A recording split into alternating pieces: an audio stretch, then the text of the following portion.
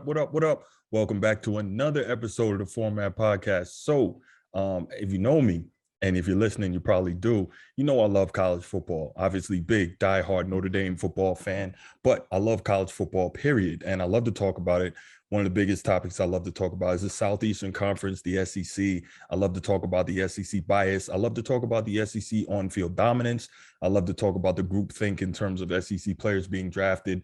And I love to argue that the SEC is not always definitively the best conference, even though they win the bulk of the championships. I know that sounds paradoxical, but I have my arguments for that. And you can go back and check out some other episodes of the show and we can discuss that. But today, I'm only talking about the SEC a little bit. Why? Because this afternoon, big news came out that the UCLA Bruins and the USC Trojans, both of the Los Angeles home teams, are working to leave the Pac-12. They're basically the two banner members of the Pac-12, UCLA in basketball and USC in football. But yeah, they're both looking to leave the Pac-12 and join the Big Ten. That was a shocker to me. I was more looking towards if they were going to leave, maybe it would be the Big 12, but I guess with Texas and Oklahoma going, that was kind of out. But yeah, they are now looking to join the Big 10, which would be crazy. So every year you hear me complain. I go down the rankings during the season. I look at the number of Big 10 teams are in the top 25 versus the number of SEC teams. I look at the top tier Big 10 teams, which is generally Ohio State, right? As I always say, they're the main team in the Big Ten that's built in a way so as to be able to line up physically and talent-wise and speed-wise with the best of the SEC. And we've seen it when they've played against them. They have beaten them and won national championships before. They've gone to the playoff multiple years. They are generally the best team in the Big Ten. So, when I talk about that, I compare them, and then I compare the second-tier teams in the SEC to the second-tier teams in the Big Ten, and I always talk about the number of players that get drafted into the NFL in a given year from the Big Ten versus the SEC and the groupthink and blah, blah, blah. But yes, USC, you heard correctly, and UCLA are looking to leave the Pac-12 and join the Big Ten as early as the 2024 football season. Now, a couple of ways to look at this. First, if this happens, the Pac-12 is in big, big trouble. There's no team that's going to have the star power, the gravitas, the historical relevance, both on the hardwood and on the gridiron,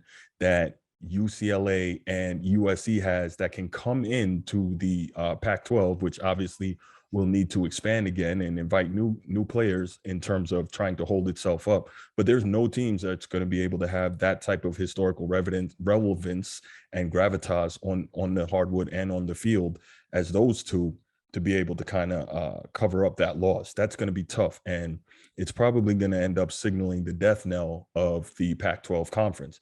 Now, what's going to happen down the road, I'm not sure. Obviously, Utah is a powerhouse now. Oregon is the largest remaining brand in the conference once those two are gone. But this is going to be really interesting. So now you're going to have a conference. Obviously, the Big Ten is a major basketball conference right there with probably the Big East and the ACC in terms of historical greatness. So you'll have that. So UCLA will be just fine in joining that. On the football side, remember, you've got a rebuilding and surging USC program that just got Lincoln Riley this offseason, and within a year or two is probably going to be right back in playoff contention. But this is going to be amazing because now you add USC to the mix on the football side of things, and the Big Ten is going to have USC, they're going to have Penn State, they're going to have Michigan, they're going to have Wisconsin, they're going to have, of course, Ohio State, Iowa. They are probably, in a good season, going to have like 7 teams that are going to be in the top 25, 6 or 7 teams. So that's going to be amazing to sit back and look at. And so another thing that I thought was really cool, you heard a lot of people, mostly pro SEC people, say that when Lincoln Riley, who was first in line to get the LSU job before Brian Kelly got it this past offseason, spurned that and took the USC job, there was a lot of talk about Lincoln Riley being scared of going into the SEC and him running, looking for the easier way and the quicker path of least resistance into the playoff, into a national championship. Instead of being in the SEC, he was trying to take the easier way. Well, if you think that Lincoln Riley didn't know about future plans for USC to join the Big Ten when he signed on there, you must be crazy. There's no way you're going to pay a guy that kind of money and bring him in there amongst that sort of fanfare, a guy with this type of resume and this type of cachet, you're going to bring him in there without telling him what you have planned to happen down the road. Now, Lincoln Riley knew about this, so I think we can go ahead and throw that typical pro SEC narrative right out the window. It's not a matter of him ducking the SEC, looking for the path of least resistance, because going into the Big Ten, that's not going to be a cakewalk in any form or fashion towards the playoff. But what it does do for the Big Ten, it adds another heavyweight and another powerhouse to try and combat what the SEC is building, well, has built and is continuing to build down south, especially with the addition of Oklahoma and Texas coming up in a couple of years. So I think now we look at this and we say, man, this is amazing. But what does this also mean? Who will the who will the Pac-12 bring in? Are they going to try to bring in BYU? Are they going to try to bring in maybe Boise State for football? I don't think they have a big enough basketball program to be a member of the Pac-12. But with the way Boise State plays football, this could be exactly what they need in terms of getting their program to the next level and bringing in a quality replacement for a UCLA program. Obviously, Boise State or BYU, neither of them, although they both have semi-national profiles, are going to replace USC. No one realistically is going to replace USC, but both of those are very strong programs, and they, I believe, would be good fits for the Pac-12.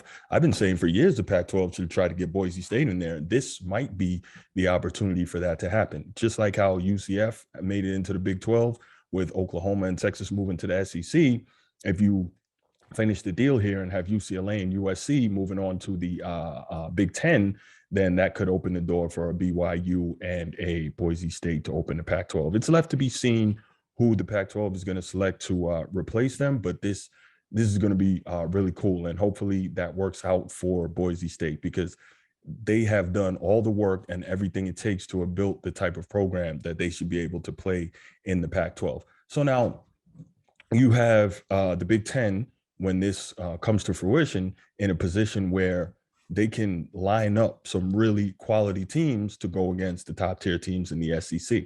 Now, of course, at the end of the day, you have the problem of the SEC and the SEC bias in the media, in the polls. You have ESPN being a member, owning the SEC network, so really giving them a lot of play, which affects how fans and the media views the SEC teams.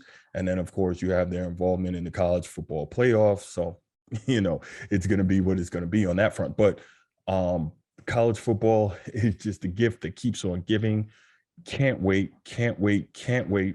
And so now you've got so many interesting things going on. You've got NIL, you've got transfer portal, you've got these super conferences and these conference realignments going on. In 5 years, this sport is going to look so different. And honestly, I can't wait to see what it's going to be.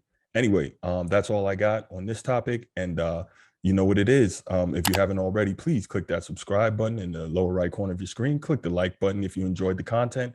And also go ahead and click that notification bell so you know when new episodes come out. If you want the audio only version of the podcast, we're available anywhere you get your audio podcasts. And if your podcast platform allows you to, please go ahead and leave us a comment. Leave us a comment here on YouTube, or leave us a comment right there on your audio podcast platform. And finally, give us a 5-star review. It really helps with the algorithm. And if you know other sports fans like yourself who would enjoy this commentary, please don't keep it to yourself. Don't keep it to yourself. Don't keep it to yourself. Go ahead and share that with them. Let's grow this viewership. Let's grow this show so I can keep giving you that good sports talk. All right. So thanks so much for checking in. See you next time. And I'm out. Peace.